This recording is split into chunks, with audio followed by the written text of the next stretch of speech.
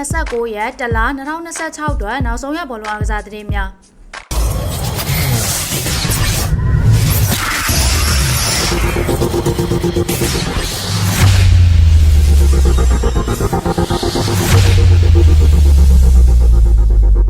အားလုံးပဲမင်္ဂလာပါရှင်ကိုဆို Sport Channel လေးကနေပြန်လည်ကြိုဆိုလိုက်ပါတယ်ဒီနေ့ပြောပြမယ့်သတင်းအကြောင်းအရာလေးကတော့ရီပတ်ဘလစ်တင်းကချယ်ဆီကွင်းလယ်တိုက်စစ်စားသမားကက်ဒရီပီရက်ကိုအငှားနဲ့ခေါ်ယူဖို့သဘောတူညီမှုကိုရရှိခဲ့ပါတယ်ဒါကြောင့်ချယ်ဆီတင်းကဆာထရာပေါ်မှာငှားချထားတဲ့သူကိုပြန်လည်ခေါ်ယူခဲ့ပါတယ်အင်နာမီလန်ဥက္ကဋ္ဌဘာရော်ဒါက AD ဟက်အသင်းကမူဆာဒီယာဘီကိုခေါ်ယူဖို့ဆွေးနွေးနေတယ်လို့တည်ပြုလိုက်ပါတယ်လောလောဆယ်တွင်ရှုပ်ထွေးနေတဲ့အခြေအနေတွေများကြောင့်လွယ်ကူသောသဘောတူညီချက်တစ်ခုတော့မဟုတ်ဘူးလို့ဆိုလိုက်ပါတယ်ဂျူဗင်တက်ကနေနော်တင်ယာဖော်ရက်ကိုငှားချထားတဲ့ကွင်းလယ်ကစားသမားဒေါက်ကလပ်လူဝေဟာ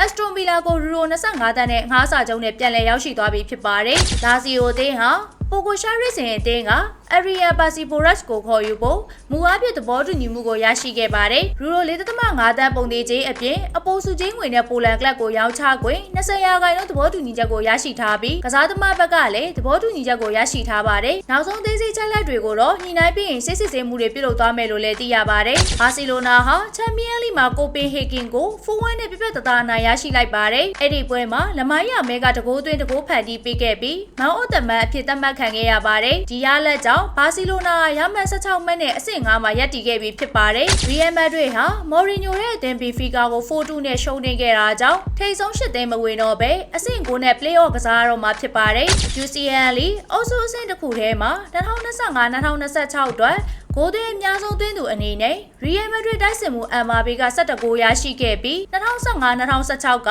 ခရစ္စတီယာနိုရိုနယ်ဒိုရဲ့17ဂိုးစံချိန်ကိုတူညီသွားပြီဖြစ်ပါတယ်။ပူဟန်အသင်းဟာမန်ချက်စတာစီးတီးအသင်းကအော်စကာဘော့ကိုပေါင်28တန်းနဲ့ခေါ်ယူဖို့သဘောတူညီမှုကိုရရှိခဲ့ပါတယ်။ပြီးခဲ့တဲ့ဘက်ကမန်ချက်စတာစီးတီးအသင်းကိုပေါင်28တန်းနဲ့ဓာတ်ရိုက်ဆွေးနွေးမှုတွေပြုလုပ်ခဲ့ရဖြစ်ပါတယ်။မော်တာဟူးနေ့ကချန်ပီယံလိမှာအသင်းများအားလုံးရဲ့စုစုပေါင်းသွင်းဂိုးဟာ62ဂိုးရှိခဲ့ပါတယ်။ကဲကိုကောင်းမွန်တဲ့ညတညလို့ဆိုရမှာဖြစ်ပါတယ်။ဒီပြဂျော်ဆေးမော်ရီညိုကဂိုသမားအနာတိုလီထရူပင်ကိုဘောက်စတဲကိုဝင်ပြီးခေါင်းတိုက်ဖို့ပြောကြားခဲ့ပါတယ်။ထရူပင်ကမထင်မှတ်ထားတဲ့ຢာကိုလုပ်ခဲ့ပြီးပြီးခဲ့တဲ့ဆယ်စုနှစ်အတွင်းဘင်ဖီကာရဲ့အရေးကြီးဆုံးဂိုးတွေထဲကတကိုးကိုခေါင်းတိုက်သွင်းယူထားခဲ့ပါတယ်။အဲ့ဒီဂိုးကပဲဘင်ဖီကာက play-off အဆင့်ကိုတက်ရောက်သွားခဲ့တာဖြစ်ပါတယ်။ PSG ဟာနယူကာဆယ်ကိုအိမ်ကွင်းမှာဝန်းတရေချလိုက်တာကြောင့်၈သိန်းအဆင့်မဝင်တော့ပဲအဆင့်7နဲ့ play-off အဆင့်သာရရှိခဲ့ပါတယ်။အဆုံးထိအားပေးကြတဲ့ဘောလုံးပရိသတ်များအားလုံးကိုအထူးပဲကျေးဇူးတင်ပါတယ်ရှင်အားကစားသတင်းတွေကိုနေ့စဉ်တင်ဆက်ပေးမှာမလို့ကိုဆိုရဲ့ YouTube Channel လေးနဲ့ TikTok အကောင့်ကလေးကိုလည်း Like and Subscribe လေးပြုလုပ်ထားပေးပါဦးနော်